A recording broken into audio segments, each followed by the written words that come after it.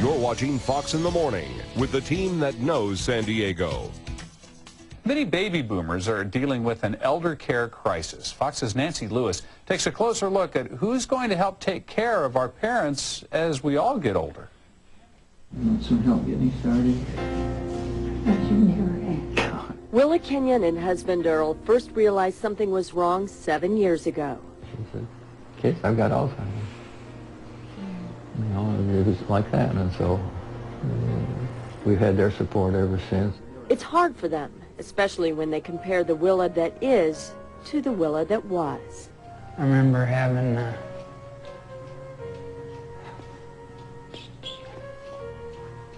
just a real good childhood. But now it's time for Randy Kenyon, his siblings, and his dad to take care of the one who always took care of them. At first, Earl tried to do it all on his own. I couldn't do it by myself. I was becoming frustrated, tired all the time.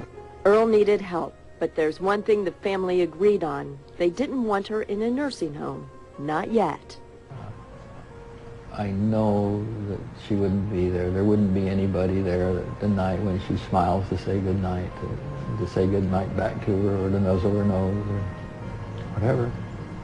It wouldn't be there. And so we're determined we're gonna keep her home. The question is how. Earl's son works full-time. Drastic situations required drastic measures, so we'd have to alternate, or one of us even, quit work. We've talked about that, to stay with mom, or both of them. But first, they looked for help elsewhere. So I started looking. It was hard. Hard finding someone they trust with someone so precious, and hard to find a solution they could afford. The problem's becoming common as the first of the 77 million baby boomers turn 60 and their parents live past 85. Joining the fastest growing segment of the population. It's approaching crisis level. 77 million baby boomers, and 8,000 of them are turning 60 a day. We need some help here, so we called in the big guns today. Dr. Marion joins us. Dr. Marion to all of your friends, but Dr. Marion Summers to those reading the resume. Good to see you. Thank you for inviting me. I know you are going all over the country right now, kind of exploring what's going on right now and trying to put together some kind of a master plan for this. And it's difficult because each region kind of seems to have its own challenges, does it not? Well, that's why I conceived this whole idea of going cross-country, because each individual family has a problem, each kind of community has an individual problem, whether it's transportation or feeding the hungry and the elderly.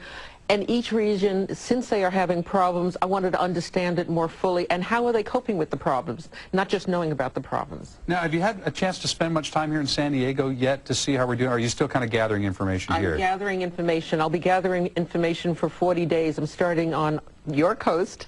I'm going all the way to the East Coast and then winding up in Washington, D.C., hopefully with a great amount of diversified information, and then kind of coalesce it down to something that's hopefully manageable, and then present it to whoever will listen to me so that we can get something done. I mean, it is overwhelming when you think about it. 8,000 baby boomers a day turning 60 years old. You've kind of tried to put it in some generalized 10 steps right now, some 10 keys to helping care for an aging loved one. And it really ranges from how you get them the best medical care to how you get the best care for yourself as a caregiver, doesn't it? I have two concerns. One is the older person who is being cared for or needs the care at this time, and also the caregiver. The caregiver is putting out so much energy, and then all of a sudden they don't have a life, and their energy is depleted, and they don't know to go, where are the resources? I think we saw just a great example of it in that story. I mean, those folks were just plain tired. So what's the first thing you do? And I would imagine you probably try to talk to your parents before they need the care.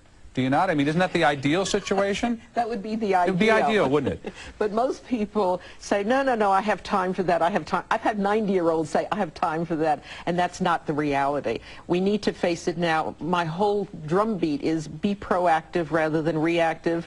Get those scatter rugs out of the way before somebody falls and breaks a hip.